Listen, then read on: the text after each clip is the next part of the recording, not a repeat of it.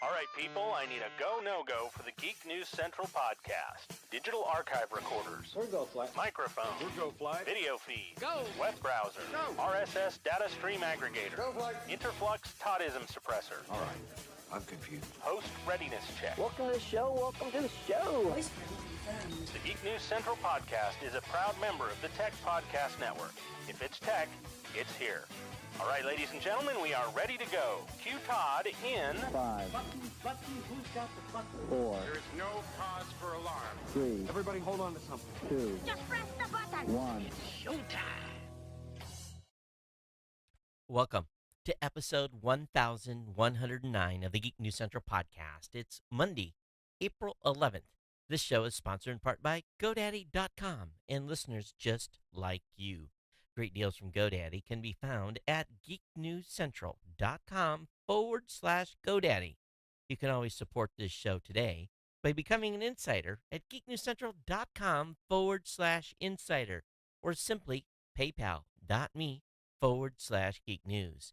You can pick up Ohana gear at the Cafe Press website at cafepress.com/Ohana store.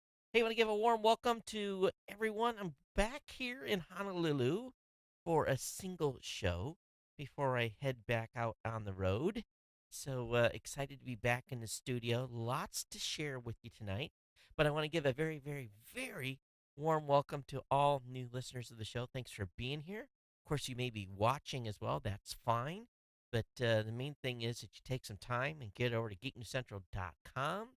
And when you're over on the website, you can get subscribed to the show. You'll find a subscribe link a little bit down on the website. And, of course, a place to subscribe to the newsletter as well.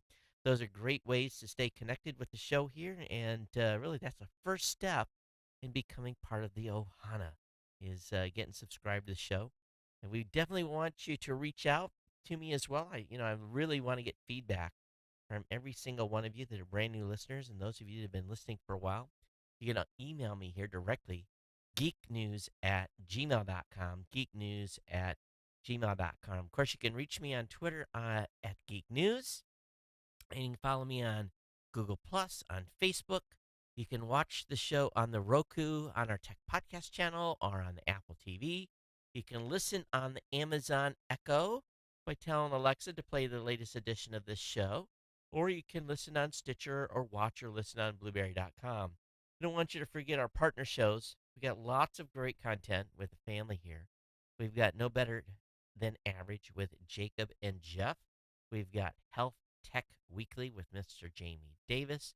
We've got the Gadget Professor with Mr. Don Bain, who I'll be teaming up with at NAB. We've got the Pro Gear site. Lots of stuff being published there now because of the upcoming NAB show. And, of course, we've got the New Media Show with Rob and I. A little bit to share about that on a lost episode. And of course, that's really the family here, and we want you to get connected. And of course, don't forget to come over to geeknewscentral.com. Lots of content. The writing team has been busy putting stuff up on a regular basis, so we've got lots to share, lots of gadget reviews, you name it, we've got it here at Geek News Central. Of course, this show is sponsored in part by our good friends at GoDaddy.com. GoDaddy's been here with us really from the very, very beginning. They have essentially since July of 2005 been sponsors to the show. And by going over to geeknewscentral.com/GoDaddy, you're going to, and of course I'm trying to click the link, there we go. Get over to geeknewscentral.com/GoDaddy. You can get connected with all the deals that I have on the GoDaddy promo code page. We've got deals for April. Of course, we've got our 30% discounts. We've got our 99cent.coms. We've got our $1 a month hosting accounts, whether it be a website builder, economy hosting, or managed WordPress. All of it's $1 a month for a year, and it includes a free domain. So definitely, again, we want to thank our longtime sponsor, GoDaddy, for being really taking care of us here for many, many years. And really, the place to go is geeknewscentral.com/GoDaddy. And lots happening here. The first thing I just want to share is tonight is the night. This is the first time ever, a little bit of a breakthrough evening, that we are streaming in 1080p. So since the upgrade of the TriCaster, and I've kind of been finding my way around the new interface, and actually going to be talking with the TriCaster team or the new tech team at NAB here in about a week to kind of figure out some of the things I'm still kind of unsure about, but be able to pick their brains right there in their booth at, I think they're in South Hall. So be able to talk with them, but streaming in 1080p tonight. Up to this point, we've only been able to do 720, so I'll be real curious to see how the how everything looks over on YouTube. But it required a 3 meg per second push, and so we're live on YouTube. We're live on live stream. We're not doing Blab tonight. With Blab, what really happens is I'm camera limited. When I'm able to, it has to be like directly focused in front of you. So, most of the social stuff happens during the day, and there's not very many people awake as late as I am, or starting as late as I get started. So, that's kind of why we're not on Blab tonight. But just kind of get you guys caught up. Of course, left the DC area Saturday morning, and I was driving in, and I couldn't believe it. It was snowing. I mean, not sticking. There was snow flurries, and I just was like, "You've got to be kidding me!" Get me on an airplane and get me the heck out of here. And so, yes, great week last week in DC. Of course, a mad dash home to get ready to go here. I dumped my suitcase out. Literally, I mean, I literally dumped it out in front of the wash machine. I threw my clothes in the wash machine, and my wife's kind of looking at me, and I'm like, just going to leave the suitcase right here. I'm going to put the clothes right from this washer and dryer back into the suitcase. Of course, got to add more stuff because this is a 10-day run. So I'm going to be maximizing my weight allowance on United by packing that bad boy to 69.5 pounds and making sure that it stays that way. But so anyway, what's going on here is on Wednesday evening, I fly the red eye to LA, get into LA. We are I'm going to the Worldwide Radio Summit. I'm speaking on Friday, and then this event's held at the Roosevelt, so in Hollywood. And I'm not, I'm not a historian buff. I told someone today, yeah, I'm staying at the Roosevelt, and they're like, what? Do you know that's where all the like the actors and famous people stay? And I'm like, no. I know that the price was not inexpensive per night. They had a discount code, so thank God Raw Voice's credit card didn't get hit too hard, but it still was a big bill for just a couple of nights. So I go from the laps of luxury at the Roosevelt in Hollywood on a Thursday, Friday, fly into Vegas on Saturday and stay in my old standby downtown in Old Town. I'll be at the Plaza. They have great internet there. And as I've told people in the past, I can be anywhere in the world. You could blindfold me, fly me halfway across the planet, put earbuds in my ears to knock out the sound, and I could walk me into the casino, and I would know the casino just has a certain smell. Thank God the rooms aren't the same way, but the casino has a certain smell to it. I don't know what it is. If I could do anything, I would change the air freshener. But anyway, that gets me into Vegas Sunday. I go to the Rain Summit, and then hopping mad into NAB Monday, Tuesday, Wednesday, Thursday, and then get back home here. But I have a packed schedule, meeting with a lot of people. Of course, this week is even more crazy because on Friday of this week, on the 15th, the Podcast Awards nominations open up. So I'm going to kind of be gone during the madness of the Podcast Awards. I get back here on the 23rd, and then I'm home just a week. I'm just home just a week, and then I head to Texas. So I'll be in Texas for 2 weeks. I'll be in Austin. I'll be in Dallas. I'll be in Houston. I'll be all over the place for 2 weeks. So that's kind of what's happening from a schedule standpoint. Lots happening here. So again, just glad to be back in the studio, and you can't see it, but there's kind of a whirlwind of a wreck in here, and I have to do something to get it kind of cleaned up tomorrow so that I keep my lovely wife happy. She's on her second week of training for Hawaiian Airlines. Everything is going good so far. She's got a major test coming up on Wednesday. They're learning all the computer codes, and there is like 10 sheets of like at least 10 each on each sheet. So it's like memorizing 100 definitions. So she is head down right now, cranking on that. Matter of fact, there's the reason the show got started late tonight because picked her up. She'd spend a little extra time after in dock today working on. They've got training computers there, so making some reservations and setting some tickets and doing some things to get that hand knowledge working on those keyboards because it's not like having a nice beautiful Windows interface. Everything is like custom, unique, weird. Not like something you would see. Ease of use type of thing is not in an airline definition. So anyway, that's going good for her, and keep our fingers crossed. So if everything goes good by Friday, she will officially be good to go and be able to go to work at Hawaiian Airlines. So I'm excited for her, and so we'll see what happens. Okay, I think that's all I've got for just a little chit chat stuff. As always, we want you to feel free to drop me an email on anything that you may be thinking about, and continue to provide feedback for the show. I was real happy you got the show out last week with no issues whatsoever. So we held you tight last week to 2 shows. Can't promise that for this week. It's just going to be a little bit insane because I'll have a full day Wednesday, fly the red eye, hopefully get a few hours sleep, and then be you know busy all day. I've got a dinner scheduled for Thursday night, so I'm sure by the time that's over, I'm going to be wiped from a jet lag standpoint. Just pouncing between time zones and just no sleep. So anyway, that's what's going on there. So probably no show on Thursday. Hey, do want to thank all of the ongoing insiders, those of you that are contributing to the show. Thanks so much for your ongoing support. It's greatly appreciated. Hey, we are live at live.geeknewscentral.com. Depends on where you're watching right now. Chat room is open, so you can feel free to come over and hang out with us in the chat room if you so desire.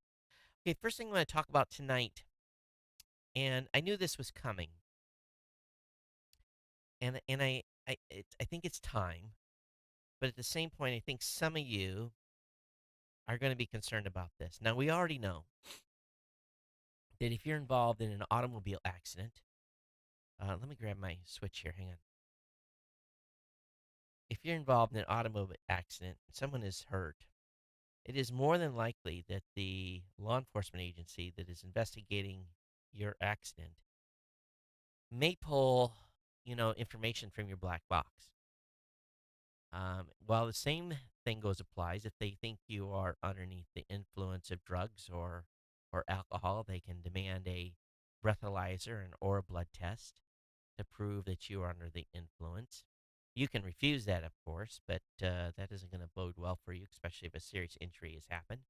But now they're employing a new tool, and it's called Textalyzer. And this is being introduced to law enforcement throughout the United States. It's designed and created by the same company we think in Israel that helped the FBI unlock the mobile phone. But their situation with this is that now you may be forced to hand over your phone, and they may pull your texting data and your call information off your phone as an assistance to determine if you are negligible, um, from from an injury standpoint. Now, in a bid to get around the Fourth Amendment right to privacy, the Textalyzer allegedly would keep conversation, contacts, numbers, photos, and applications data private. It will solely say whether the phone was in use prior to a motor vehicle mishap. Further analysis, which might require a warrant, could be necessary to determine whether such usage was via hands-free, dashboard technology, and to confirm the original finding. There is legislation going into place in city or states like New York, where drivers would have to submit their phones. This legislation was prompted by intense lobbying from the Distracted Operator Risk Casualties (DORC), the son of its co-founder Ben Lieberman, who was killed in 2011 by a distracted driver. And the proposed law has been dubbed Evan's Law in memory of the 19-year-old Evan Lieberman. So we feel, or they feel, at this time, is that this will start to become pretty standard fare across the country before too long. So just be aware out there now that they're going to start. They always were able to subpoena your call and text records, but they can do a quick analysis right there in the law enforcement's vehicle to see what you have been doing. So I don't think this comes as a surprise to any of us, but it could, can be expected moving forward. So one thing I want to talk about just a little bit tonight, for those of you that are watching, I would really love feedback on the quality of the screen grab. And I'm just not 100% convinced that the new screen grab or the ability to put up websites like this is as good as it used to be from a Christmas standpoint. So if you're looking at your screen right now, take a close look. Tell me if you can read the text on your screen. See if you can see law and disorder first came. Tell me where it gets blurry and you cannot read what's on the screen. I definitely appreciate some feedback to geeknews at gmail.com. At the same time, if any of you are watching via YouTube, love to hear your feedback on how the video looks tonight too, from a quality standpoint. But just looking for that feedback for those of you that are watching. Definitely appreciate it.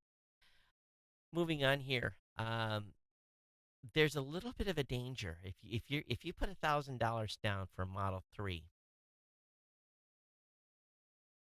You may not be able to get the federal tax credit when that vehicle becomes available.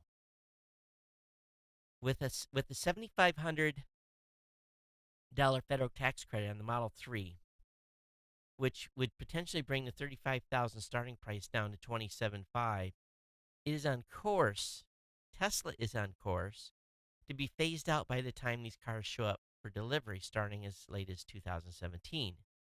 This is because Tesla will likely be reaching the federal tax cap of 200,000 cars through its Model S and Model X deliveries by the time the Model 3 is ready to roll out.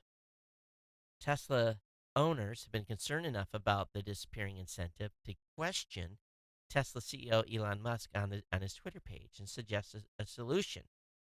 And they have some plans made here, but there may be a small window of about 6 months before the loophole that they feel is in the law closes for you to get the tax credit. So this could put a serious damper on those of you that are thinking about buying a Model 3 and having that discount go away, or that tax credit. And believe me, after I got done writing a check to the IRS, it's those tax credits are important when it comes to green energy stuff. So keep that in mind if you're thinking about buying a Model 3. There was one other thing I did want to congratulate, and I don't know what happened. I had it as my first article, and it's actually the title of the show today. Friday afternoon, I'm sitting in the hotel room. Got the text message that Livestream was firing up for a SpaceX launch. I got the website loaded literally moments before the launch, and they were on their way to the International Space Station. So we all know that SpaceX has been trying to land at a barge at sea. When the the flight, or basically the launch went off without a hitch. Pretty excited about where things were headed there, and they had clear, beautiful weather in the Atlantic, ready for the attempt to land. Um, I'm sure many of you have seen the landing video already, and I will tell you, watching it live and hearing the SpaceX employees in the background screaming at the top of their lungs, um, it was most impressive. I'm here to tell you, to have seen it live and seen the excitement from the SpaceX team. It was truly remarkable. And if you understand how big this thing is, it doesn't look big in this image that I have up on the page, and of course is available via the show notes. But this was a stunning achievement, and I would say for myself at least, um, the ability to see that launch, um, and see that landing at sea. I was beyond stoked. I really was, and a big time, big time congratulations to SpaceX for achieving it. And we know they've got big challenges ahead to do that every time, depending on sea state and everything else. But if they can now take this stage, take it back, recycle what they're going to recycle and reuse it on another launch, I think we all will admit um, the price of going to space goes down with every launch. And where they're able to and they're not going to be able to recover the stage every time. And matter of fact, I think once they get the technology down, it is more than likely that they're going to be allowed to do more land-based recoveries. Because this is the second one they've been able to recover standing up, and they don't want to risk something coming in over top of people on its way down to try to land. But if they prove this thing, it could really be a game changer. So, again, congratulations to SpaceX. Um, it really was very, very exciting to watch. And if you've seen the video, definitely, if you saw it live, congratulations as well. Seeing the video, it almost doesn't look real. It's coming down so fast, and it's just, you're like, is this thing really going to land? And it's coming in at a weird angle, and how it straightens up at it's blows my mind, but it was really, really cool. Switching gears here totally and moving on to a different topic. The internet service providers are being accused of refusing to disconnect persistent pirates. The U.S. Broadband Association, U.S. Telecom, a trade association representing many ISP, is taking a stand against abusive takedown notices in a recent push to terminate the counts of repeat infringers. They argue that ISPs are not required to pass on takedown notices and stress that their subscribers shouldn't lose internet access based solely on copyright holder complaints. Of course, we know the DMCA that was signed into place many, many years ago, and the rules that was made with the ISPs, one type, two strikes, three strikes, you're out. Actually, I think it's a five-strike system. But they're basically stressing that in most cases today, ISPs are acting as a conduit to pass on digital information, and these type services are not subject to takedown notices. They fall under Section 5112 of the DMCA. And it, again, they feel it's inappropriate and contrary to the DMCA. It suggests ISPs should somehow be responsible for policing for copyright fraud.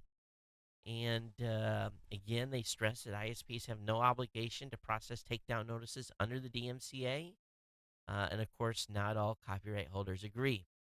And in many of these cases, the senders of those takedown notices want the ISPs to terminate the internet access based on allegations alone.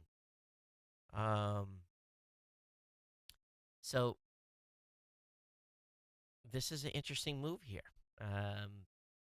U.S. Telecom's response to the DMCA consultation of the Copyright Office comes at an interesting time. Just a few months ago, Cox Communication was ordered to pay $25 million because it failed to disconnect subscribers whose connections were repeatedly used to pirate content.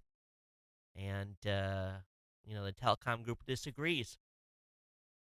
So we'll see where this leads, but this battle is not over by any means. Financial fraud is huge, and it's growing. It's getting to the point now where um, banking online is becoming more risky. And matter of fact, I've changed some of my banking online habits where that I strictly do, and I don't know if it's any more secure. I kind of feel it is. I'm doing strictly my online banking now through the bank's app and on my mobile device, and using not using a Wi-Fi connection, obviously, and I'm not even using my banking app on my computer anymore. And just trying to limit the number of touch points where I'm touching my financial data. So banks now are really struggling. Financial fraud law, according to the BBC, financial fraud losses totaled 775 million pounds in the UK last year alone, and of course worldwide the figures run into billions. There's a new company out there that are trying to figure out ways to combat this. So HSBC recently announced, and that's a Canadian, I mean, not a Canadian, it's a bank in UK, announced it would be rolling out a new technology that essentially uses multiple touch points to figure out who you are. Voice recognition, sometimes biometric data, um, location data, mobile device data. They're using a whole number of items to make sure that they know you are who you say you are. They're using face, even electrical activity of our heart that can now use to authenticate ourselves. And the biometric monitoring is new to me. I've never heard of that before, where they're using our heart to determine if we are who we say we are. But with caller ID being able to be spoofed and a whole number of items, this new firm that is working on this new technology, it's called Pindrop. They're using as many as 147 measurable items to make sure that when you connect with your bank, and specifically HSBC in this case, they're using as many as 147 measurements or measurables to determine that you are who you say you are. And this is pretty cool. So, and they're using some of this new voice recognition stuff to be able to um, determine frauders. Someone is calling in, making multiple calls. It really doesn't pay well when someone is detected of trying to attempt fraud, and if a system, does a voice print of that, and they call back and get a different support person, and at 45 minutes later, and the system automatically says, "Hey, we were dealing with this individual 45 minutes ago from a voice imprint standpoint." Um, I think this is all good when it comes to banking. And there's a lot of firms out there. U.S. tech firm Duo Security aims to make dual authentication or two-factor authentication easier for banks. There's a whole bunch of companies that are in the business now. So I have this link up in the show notes for those of you that are interested. But they're having to really work hard to um, to beat the scammers. I'm gonna link a page that was over on Sploid, and all I can say is I don't think this is a fake video. From everything I can see, it looks real. And first of all I can say is the pilot was on a pretty low approach, and everything in this image matches the reflections and everything, but it's essentially a guy was taking pictures of you know, and this was just off a road. He's not really in an area where you would expect to, have to duck for your life. But this guy was within feet. I'm not kidding you. Within feet of this little aircraft, this little Cessna that was getting ready to land downrange. And when you see the video, it's going to blow you away. He said the landing gear actually barely touched his hand. He had a little scuff mark on his finger. It was that close. If you, if there was a 360-degree video that was being used. If they faked this, I'm going to tell you, they did a great job. This is a best fake ever. But you can see by the reaction of the dude, and you can look at the different directions. I don't know how they faked it. But the the uh, the guy was able to get a snap, and it looks the plane looks like it's in a location it was. And I just think it was, and even the guy behind on a little moped, he's ducking. This guy was low coming in, but when you see this, you're gonna be like blown away. So I have and Jack, I know you're listening. Wait till you see this. Wait till you see this, and I don't know why this pilot was so low, but all I can say is the guy's lucky he didn't even get hit by the prop. So link will be in the show notes. There's one other suspicious video that I have for you today as well, but um, I'll have that near the end of the show today. Hey, there is a release potentially of the new Kindle. Some pictures. Let's see here. Oh, here we go. And what it's going to look like. So a little bit of a early bird release on this. So if you want to get a new Kindle, they're coming. And anyway, there's been a little bit of a release. I don't know what the price on it's going to be, but this is the rumored footprint. All right, I'm just gonna everyone in this audience, everyone that listens to my voice, repeat after me. All right, you're gonna take a pledge here. I know I'm not gonna get you in some religious cult or anything like that. You're gonna raise your hand right now. Raise your right hand and say, "I, your name, listener of Geek News Central, shall never, ever in my lifetime pick up a USB stick I have found on the ground and stick such USB stick in my laptop." Okay? Just, say that pledge to yourself,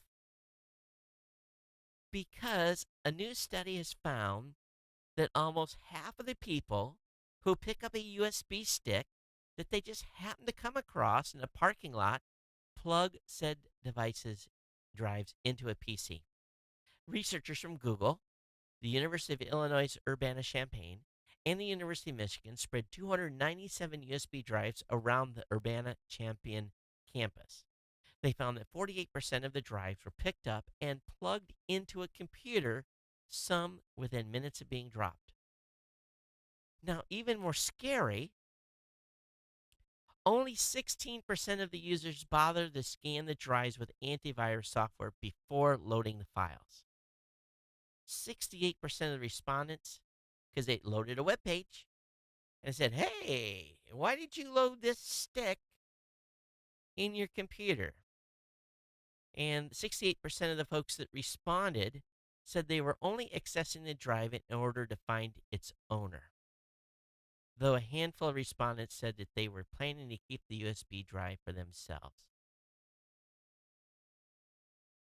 Again, please, I beg upon you, don't do this, because if they could have dropped 490, okay, I can buy 500 USB sticks for $1,000. That's what they're going to cost. About $2 a stick if you get a small one. I could put a nice fancy logo on it, make it look all shiny, make it look nice. And then I could load 500 of those USB sticks with malware that would put on keyboard tracking software on your computer and call home to mama just by sticking it in your USB drive. I could own your machine. Do not do this. When I was active duty in the military, that was a big warning. If you ever find a USB stick laying around, do not stick it in a computer. Ever, ever, ever, ever, ever, ever. The quickest way for a system to be breached is by sticking unauthorized magnetic media, and well, not even the magnetic media, any media in a computer. So, you just think about this for a second. So you pick up one of those sticks, you go home, you plug it into your home PC. Nothing happened. It's a good stick. I'll use it again. And you pull it out and you use it in your work computer. You take your work computer to work and you plug it into the network. And the network, all of a sudden, 500, 1,000, 5,000 computers are infected because you picked up a USB stick and stuck it in your computer. This is a huge social engineering hack. These USB memory sticks are cheap. Take that thing that you picked up off the ground, doesn't have a name on it, throw it in the trash. Or better yet, leave it on the ground. Maybe the owner will come back and get it. Or maybe the person's trying to hack your computer will come back and get it. So I find it incredible that people are doing that. Have a 3D printer. Have $99. Want to build a drone? There's a kit that you can do right now. It's called a do-it-yourself drone kit. Very affordable, $99. It's you have to print the pieces in your 3D printer, put it together. It uses a FlexBot circuit board, and you don't have to do any kind of soldering, anything like that. And once you've got it built, you can use your smartphone to fly it around. So $99, and this is something you can use. And if you break the thing, you can reprint a part. So I think this is genius. This is the purpose of 3D printers. These kind of kits like this, right? Now, we're just talking about USB sticks, right? Well, now Googlers, yes, Google employees are proposing something called Web USB API. A website would take control of USB devices, being your printer, being any type of devices connected via USB, SD card scanner, all kinds of stuff. But these engineers have drafted a software interface that allows websites to control USB devices. So what could possibly go wrong with this? With this API? Anyway, Web USB is going to be coming out with an SDK and all kinds of a project in progress. But I don't know. It scares me to death. Can you imagine? Okay, load a web page, my printer starts printing, and I get some coupons because I've just visited a website. That would make me mad. Of course, might be a great way to get you guys GoDaddy promo codes, right? You load Geek News Central and the printer starts printing. I'm sure that would invoke a mass rage. An email from all of you. I wouldn't have to worry about getting feedback. You could do that in a hurry. If you're a Dropbox user, you can now share Dropbox files directly in Facebook Messenger. So why don't you send that thing via email? Send a link. I fully don't understand. I use Messenger as the least possible amount. But you can now share Dropbox files directly in Facebook Messenger. I'm sure someone will figure out a way to spam me stuff via that way. Or have you been infected with the PETYA, P-E-T-Y-A ransomware? There's a new tool out there that will decrypt that ransomware. Of course, you had to have been affected by version 1.61 version of that malware in order to get access to the actual drive. But someone was very smart and came up with they found a vulnerability in the actual encryption, and they've been able to uncrack some folks' computers. So there is some technical prowess needed to do this, but I'll have this show up, a link up in the show notes. A little bit of controversy going over on at Reddit. Reddit announced or released their own app a few days ago, and over the past week or so, a lot of Reddit apps have been being delisted from the iOS App Store. And according to Apple, it's because the apps are able to access adult material, NSFW content. You just use a web browser and go over to Reddit and get access to not safe for work content. So, does that mean, Apple, you need to ban your own Safari app or what? More than likely, these apps are getting removed, maybe because of Reddit is wants their app to be the one and only out there. I don't know, but that's the rumor. North Korea claims, after its latest rocket test, that it can lob nukes at the United States. Go ahead there, Kong Jong Yul, whatever your name is, Young Jong Yul, or whatever you are. Go ahead and continue to make those types of claims, and continue to press your luck there, bud, with some tests. I would fair to say that if the United States even thought that this idiot was going to be doing something, um, uh, there would be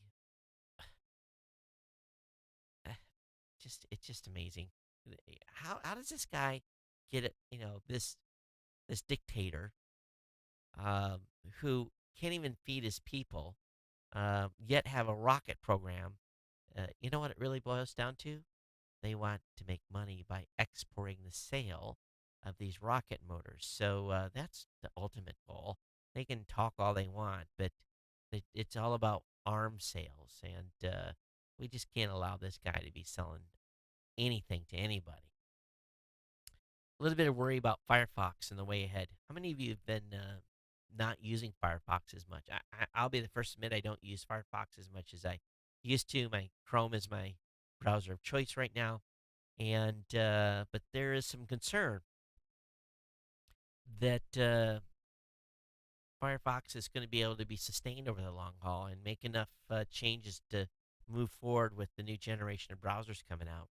So we'll see where this goes, but a little bit of whispers here and there um, about Firefox. All right, this is this is something for those of you that are great drone drivers. Have you thought about getting involved in drone racing? Have you seen some of these drone racing events? These drones that they race absolutely scoot. They're fast. And if you've ever seen one of these drones crash, I mean, they just like blow up into like a dozen pieces. It's not good when they go smash. But Rotor X is offering a small, speedy carbon fiber drone with an FPV controller for just $4.99. Well, actually, the $4.99 offer is gone. They've got I think an Indiegogo campaign going on, and when you see the video for the Indiegogo, you're going to want to go down and lay out your credit card. They did a really nice job with the video.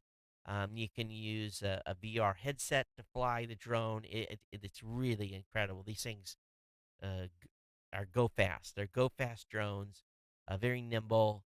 And the ones that they built, you can smash them, wreck them, and they are be able to put together, pretty easily. So definitely check this Rotor X video out. Anything that you can crash a few times, that's what I'm talking about. Because if you're going to get involved in this drone racing at $500 a pop, you're not going to want to smash too many. But anyway, I'll have the link up to the Indiegogo campaign as well. in the show notes tonight. A lot of discussion about why anyone would ever want to buy Yahoo. A lot of people are kind of like, if they're in such bad shape, why are they even a target acquisition? I gotta admit, who really uses Yahoo anymore? I can't admit, I can't even remember the last time. I think it was on one of their finance websites. That's about it. Um, and I think Flickr, using a Flickr account, that would be the extent of it. Maybe I'm missing something here, but what does Yahoo really offer anymore? All right, Google's free fiber option, Kansas City, is gone. The ultra fast broadband service will now set users back a minimum $50 a month for 5 megs up, 5 megs down. So that's the new pricing. Excuse me. It says those who wish to sign up for fiber in Kansas City must now pay minimum $50 a month with a waived installation fee in return for 1 year contract. Oh, it's connect speed expect speeds up to 100 megs per second. Oh, so for 50, it's 100 megs. Google's also offering speeds up to 1,000 megs and 1 terabyte of cloud storage for $70 a month. Please sign, please, please, please. I wish. Oh, if I ever move, I'm gonna go to a Google Fiber City.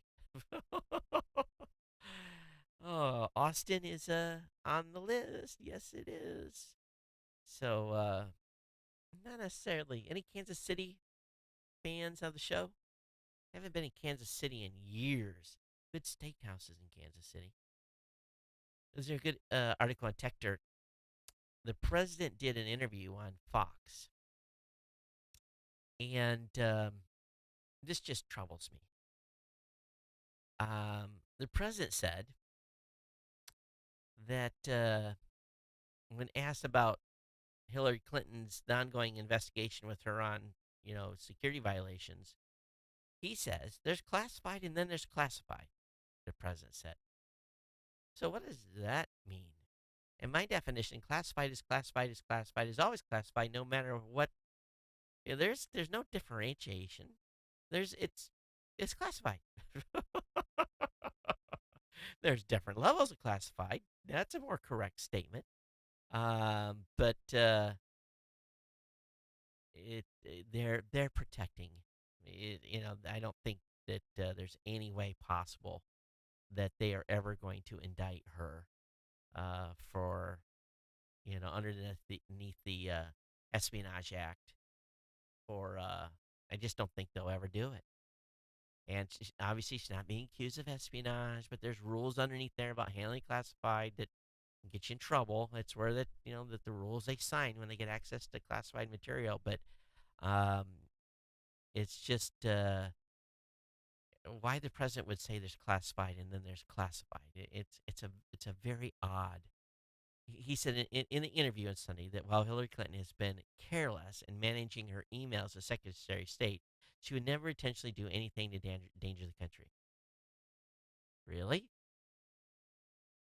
Um, so I don't know. I just admitting anyone else, they'd be in jail. Anyone else. All right, new AI tool claims to change the landscape of online ads by connecting shoppers to goods using images.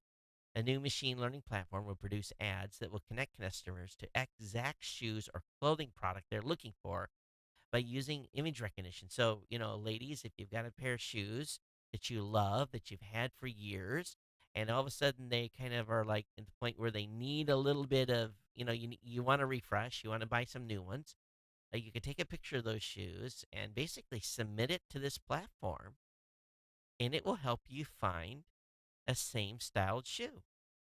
It'll give you some options. So, that'll be popular. It really, really will. So, forthcoming. I have that link up in the show notes. United Launch Alliance basically suspended indefinitely any launches until they figure out what's going on with their motor problem. So, they had an engine go out on their last flight. It was a malfunction. Now, I can't remember exactly what happened, if they're on a single motor and if it went boom or what. But they they've launched 106 rockets into space and boast close to 100% launch success rating. But while the malfunction was small, I guess they recovered from it. But they're going to go take a look. I think ULA uses Russian motors. I can't remember, but I think they do. But anyway, link will be up in the show notes on that. All right, this next video that I'm going to share with you, it's a hoverboard video. I just cannot imagine that this is another one that's real. If it is, oh my goodness, is this going to be cool? There's just too many things here that might not be completely right. But I will say that if this is the true deal, these folks have got themselves one heck of a product. And I'll let you guys be the judge. And it's a hoverboard that is pretty doggone awesome. It's racking up some serious views on YouTube. So people are trying to figure out, yes, it's the real or it's fake. Some are saying fake. There are some interesting cuts in it, which makes me to believe it could be a fake. So I'll have it up for you in the show notes to take a check out. All right, Supreme Court says government cannot take your money and lock you out of your choice and representation. So this is a big decision. It was handed down by the Supreme Court more than a week ago. Late last year, the court decided to take a look at the issue related to asset forfeiture and implication it has on the Sixth Amendment. In the case, the defendant, Sila Lewis, argued that the government's seizure of her assets pre-conviction denied her right to defend herself truly against the charges. She could still use an attorney, but it would have to be one appointed to her or one willing to work for deferred compensation in the hopes that the assets would eventually be returned. So this is what happens. A lot of people have their assets. The IRS takes your assets. You are basically guilty before you're not innocent before guilty. The IRS thinks you're guilty. Take your assets. Of course, you don't have no money then. You can't hire lawyers. So you have to take a court-appointed lawyer. And, of course, you know how most of those are. And the next thing you know, your money's gone. The IRS has got your cash forever. The Supreme Court says you cannot do this. The Supreme Court, in a 5-3 decision, noted that the seizure of untainted assets is a violation of the Sixth Amendment rights when it prevents the defendants from seeking the best possible representation. It's somewhat of a limited win, though, as it relies on the specifics of the case where seized assets were deemed by the government to be untainted. So if they feel it didn't, of course, if you're a drug dealer and you've got $1 million in cash in your house from your drug deal, you're probably going to lose that cash, but you may not lose what's in your bank account. That's at least the reason for the limited win. We'll see how this goes, but I think we all can agree that it's a very real difference between seizing assets that are tainted and assets that are not tainted when the seizure happens before trial. So this is a big, I think this is a big win for everyone. Ticketmaster, I don't understand why they're still in business. I guess they have a monopoly, but Ticketmaster and Eventbrite will soon be selling tickets via Facebook. So, if you're a Ticketmaster user, be aware of that.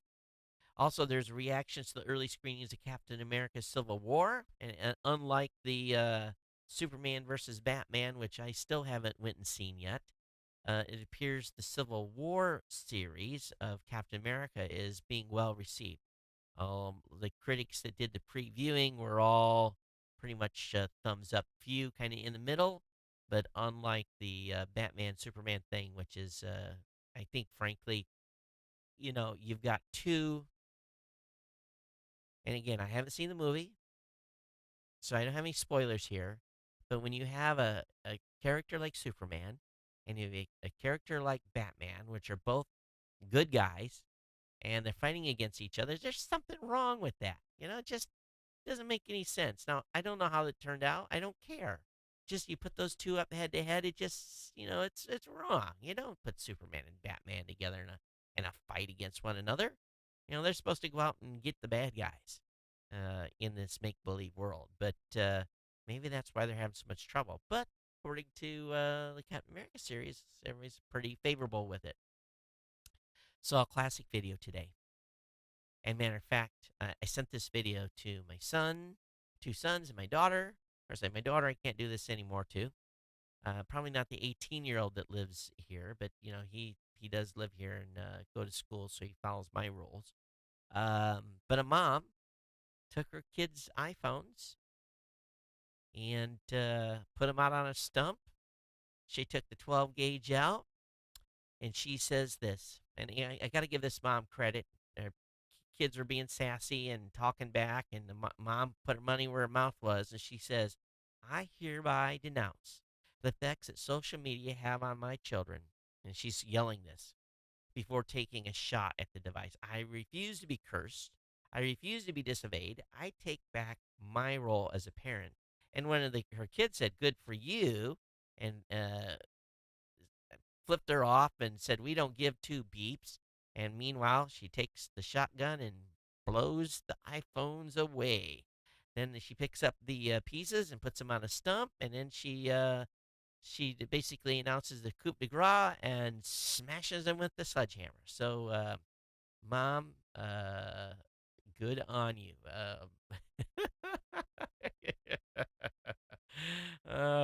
Yes. You should have probably took action before it got to that point, okay? Hey, the Chinese have figured out a way with a solar panel, to produce electricity from light and water, specifically rain. So when it's, sun shining out, the solar panel creates energy, and when it's raining, it creates energy as well. So that's kind of an interesting development. Not as efficient, of course, but it is something that they have come up with.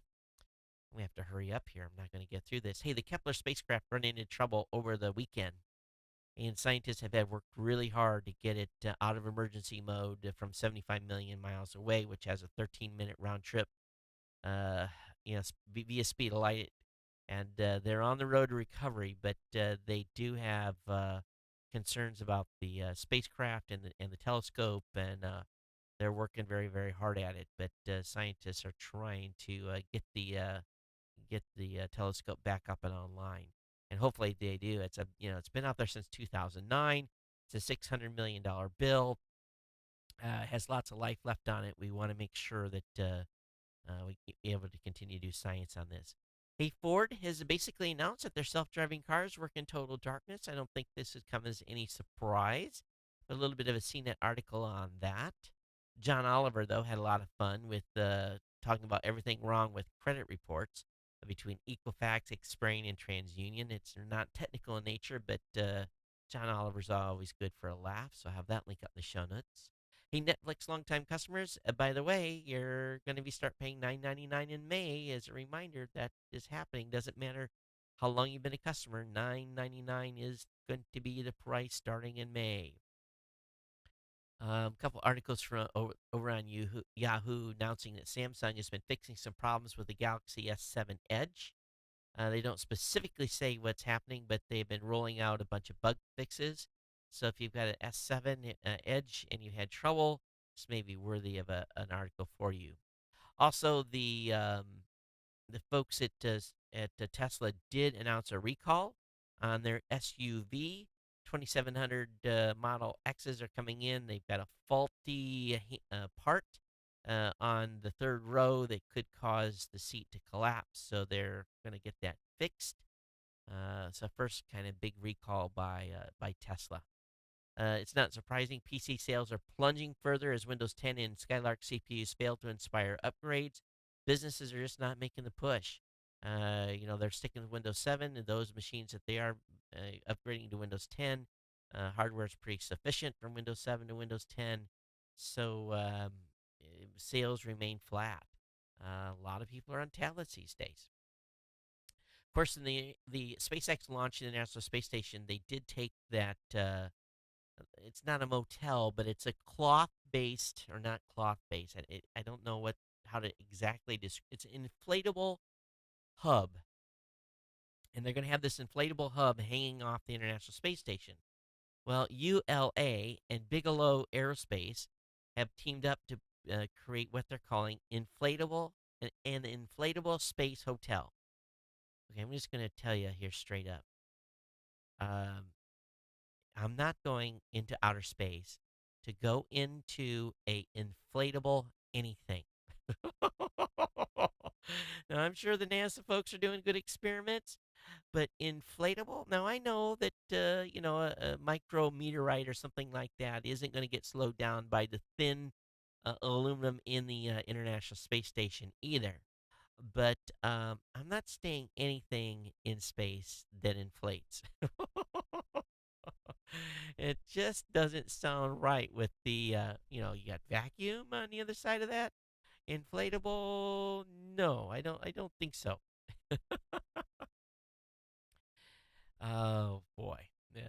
But I'm sure they're going to find a way. All right, last couple of articles tonight. A teen selfie. Tragic. A young lady wanting to get a selfie as she was standing near a track of an approaching train. Yes, it ended badly in Foshan, China. The 19-year-old victim apparently stood too close to the train tracks, and she did not give two hoots to the warning from the driver, as well as shouts from those who were close to her, but not too close to the train track to suffer from the same fate as her. She was sucked into the train mechanism, and there is a picture moments before the disaster, trying to get a selfie because she was trying to stand close to a train, and she's dead in a big way. So, come on, let's not be selfie stupid. Google has a new site that makes it easier for you to find the right Chromebook for you. So if you want to shop for a Chromebook, a lot of people are using them. I'll have the link up in the show notes for this new site from Google. All right, I think that's going to wrap me up here.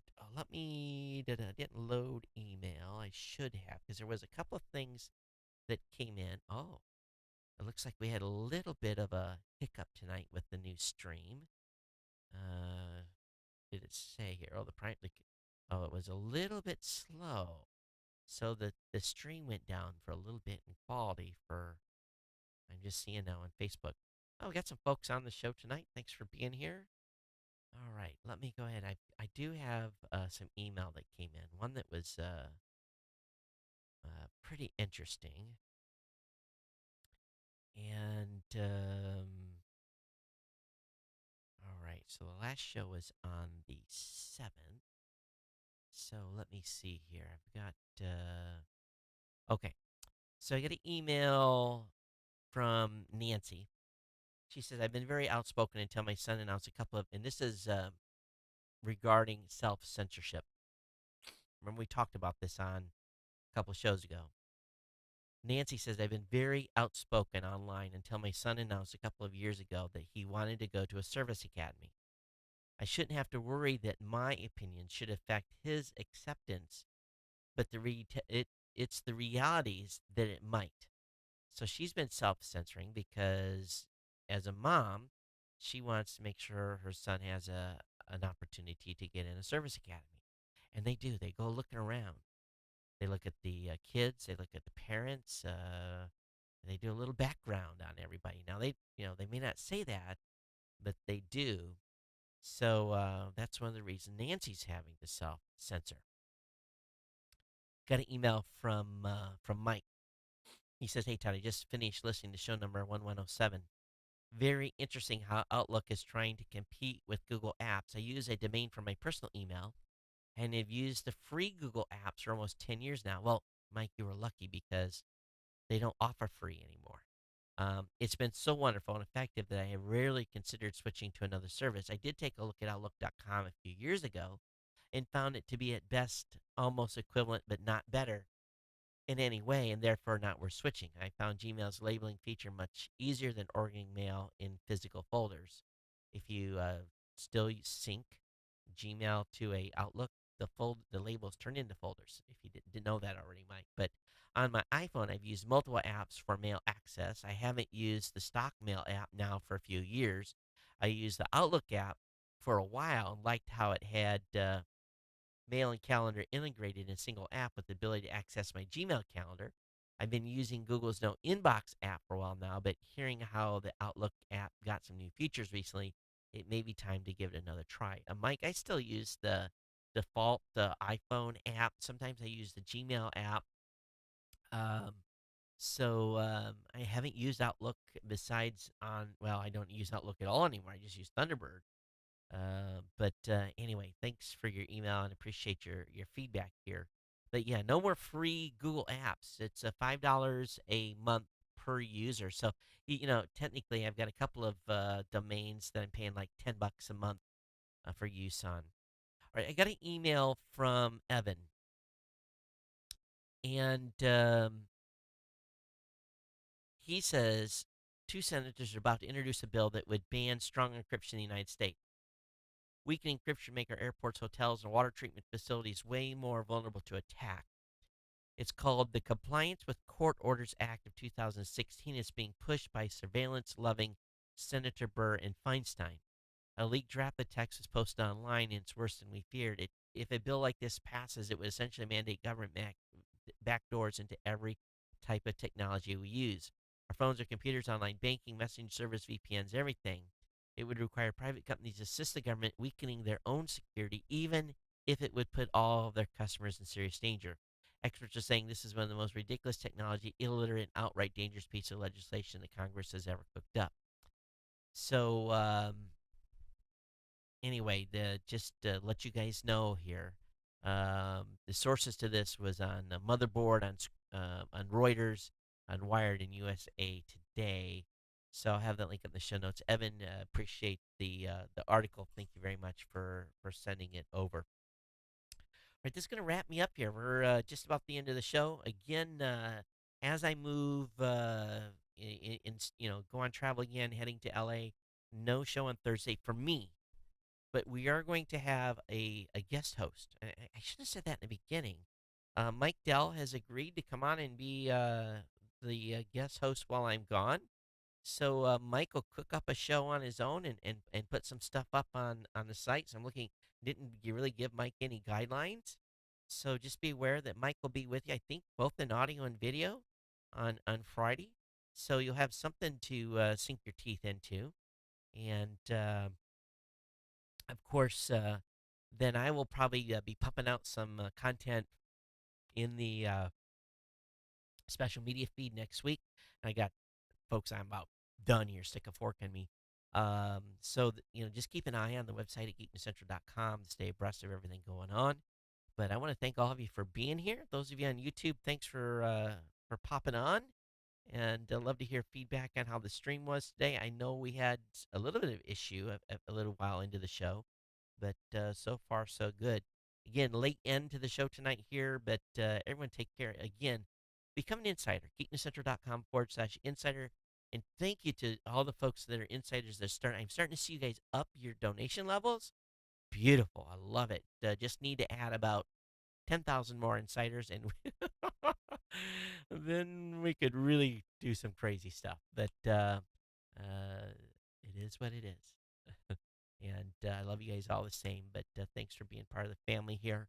And we'll be back with you with some more content shortly. May not be an official show from me, but it'll definitely be from NAB and chit-chat about tech and stuff. So keep an eye out, okay? And if I have time, I'll put some stuff up as well in the normal feed. Everyone take care. We'll see you next time here on the Geek News Central podcast. Email me, geeknews@gmail.com, or follow me on Twitter @geeknews. Everyone take care. See ya. Aloha.